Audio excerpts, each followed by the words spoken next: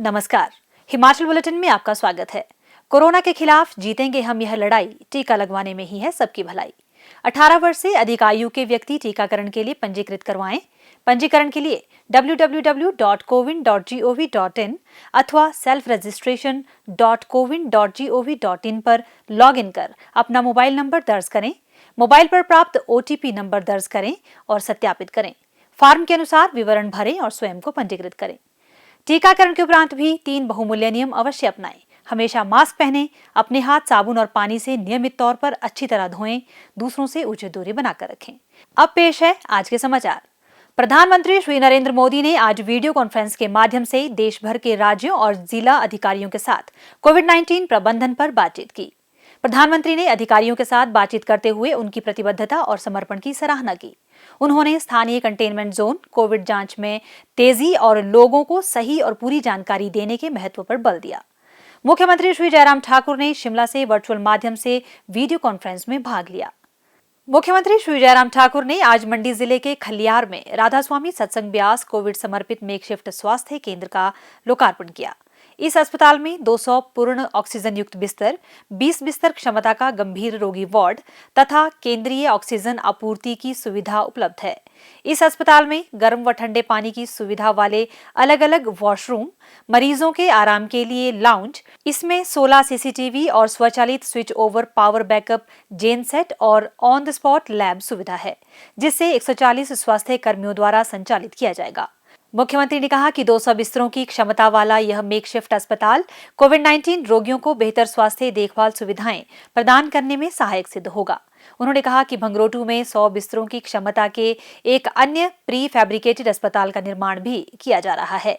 मुख्यमंत्री ने कहा कि कोविड-19 रोगियों की संख्या में तीव्र वृद्धि चिंता का विषय है।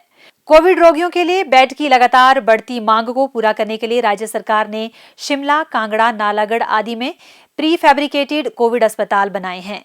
उन्होंने कहा कि इसी तरह का अस्पताल नेरचौक में भी बनाया जा रहा है। उन्होंने कहा कि परौर में मेकशिफ्ट अस्पताल का निर्माण कार्य भी पूरा होने वाला है। प्रारंभ में इस अस्पताल में 250 बिस्तरों की क्षमता होगी, जिससे आवश्यकता अनुसार बढ़ाकर 1000 बिस्तर तक किया जाएगा।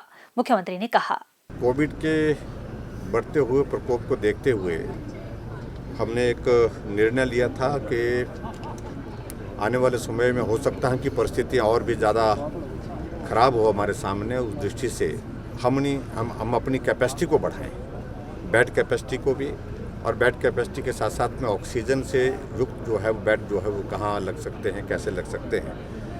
उस दृष्टि से जहाँ नेरचौक मेडिकल कॉलेज की बात है वो तो हमने पूरा का पूरा डेडिकेट किया,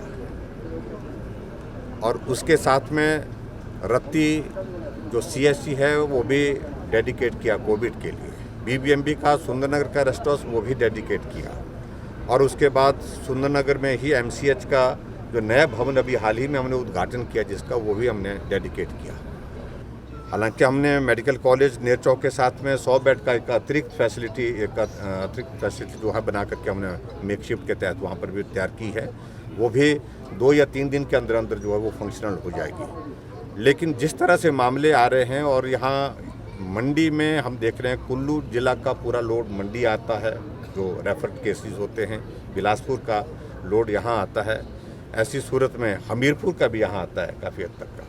तो ऐसी सूरत में यहाँ ज़्यादा कैपेसिटी बढ़ाने की जो ज़रूरत थी उसको पूरा करने के लिए हमने कोशिश की है। मैं राधा स्वामी सत्संग के सभी जो जितने भी दायित्ववान लोग हैं उन लोगों का बहुत बड़ा सहयोग है, उनके जो गुरु जी हैं उनका बहुत बड़ा आशीर्वाद रहा है।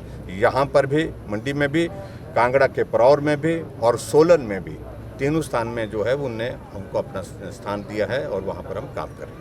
मुख्यमंत्री श्री जयराम ठाकुर ने आज शिमला में कहा कि कोरोना महामारी से न केवल वैश्विक अर्थव्यवस्था प्रभावित हुई है, बल्कि बहुत से बच्चे भी अनाथ हुए हैं।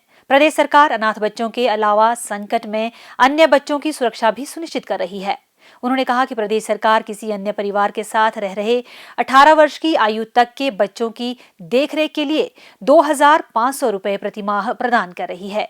मुख्यमंत्री ने कहा कि प्रदेश में अब तक कोविड महामारी से 7 बच्चे अनाथ हुए हैं जो अपने रिश्तेदारों के साथ रह रहे हैं। उन्होंने कहा कि सरकार ने उनके अभिभावकों से संपर्क किया है, लेकिन उन्होंने इन बच्चों को शिशु देखभाल केंद्र भेजने से मना कर दिया है। इसीलिए इस संबंध में अधिकारियों को निर्देश जारी किए गए हैं कि ऐसे बच्चों को पालक देखभाल में रखने के लिए तुरंत कार्यवाही शुरू करें और उन्हें 18 वर्ष आयु तक 2,500 रुपए प्रति माह प्रति बच्चा प्रदान किया जाए। श्री जयराम ठाकुर ने कहा कि जो बच्चे शिशु देखभाल केंद्रों में नामांकित हैं और कोविड महामारी के दौरान स्कूल बंद होने के कारण जिन्हें अस्थायी रूप से उनके परिवारों के पास भेज दिया गया है, को उनकी ऑनलाइन शिक्षा जारी रखने में सक्षम बनाने के लिए 2,000 रुपए प्रति माह प्रदान किए जाएंगे। इस योजना के तहत वर्तमान में 598 बच्चे लाभान्वित हो रहे हैं। मुख्यमंत्री ने कहा कि 18 वर्ष की आयु तक के ऐसे बच्चे जिन्होंने कोविड महामारी के कारण माता पिता को खो दिया है या कोविड से पीड़ित हैं, उन्हें शिशु देखभाल केंद्रों में आश्रय और देखभाल प्रदान की जाएगी।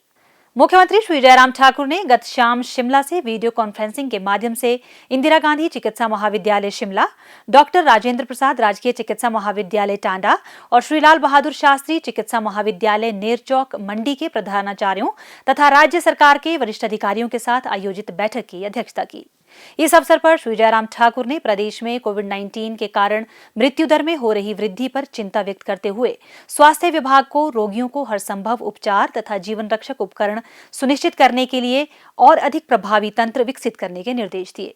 मुख्यमंत्री ने कहा कि इंदिरा गांधी चिकित्सा महाविद्यालय शिमला, डॉक्टर राजेंद्र प्रसाद राजकीय चिकित्सा महाविद्यालय टांडा और श्री लाल बहादुर शास्त्री चिकित्सा महाविद्यालय नेरचौक मंडी में शीघ्र ही 20-20 मैट्रिक टन ऑक्सीजन क्षमता की अतिरिक्त भंडारण क्षमता सृजित की जाएगी। मुख्यमंत्री ने कहा कि वर्तमान में डॉक्टर राजेंद्र प्रसाद राजकीय चिकित्सा महाविद्यालय टांडा में 49 वेंटिलेटर कार्यशील हैं और शीघ्र ही 19 अतिरिक्त वेंटिलेटर प्रदान कर दिए जाएंगे। उन्होंने कहा कि नेरचौक चिकित्सा महाविद्यालय को 35 अतिरिक्त वेंटिलेटर प्रदान किए जाएंगे। उन्होंने कहा कि प्रदेश सरकार ने केंद्र से राज्य के लिए पीएम केयर्स से 200 अतिरिक्त वेंटिलेटर प्रदान करने का भी आग्रह किया है। श्री जयराम ठाकुर ने स्वास्थ्य विभाग को कोविड जांच की रिपोर्ट 36 घंटों के भीतर उपलब्ध करवाने के निर्देश दिए। उन्होंने कहा कि निजी प्रयोगशालाओं को भी कोरोना परीक्षण के लिए शामिल किया जाना चाहिए, इससे रिपोर्ट समय पर प्राप्त हो सकेगी। कनाडा के ओंटारियो प्रांत के प्रीमियर डी फोर्ड ने मुख्यमंत्री श्री जयराम ठाकुर को वीडियो कॉन्फ्रेंसिंग के माध्यम से आश्वासन दिया कि ओंटारियो प्रांत हिमाचल प्रदेश को कोरोना महामारी से लड़ने के लिए वेंटिलेटर और ऑक्सीजन कंसंट्रेटर प्रदान करेगा। इस अवसर पर मुख्यमंत्री ने हिमाचल के प्रति सद्भावना के लिए प्रीमियर का आभार व्यक्त किया और कहा कि कनाडा में बहुत से भारतीय रहते हैं, इसी कारण दोनों ही देश अनोखे रणनीतिक संबंध साझा करते हैं।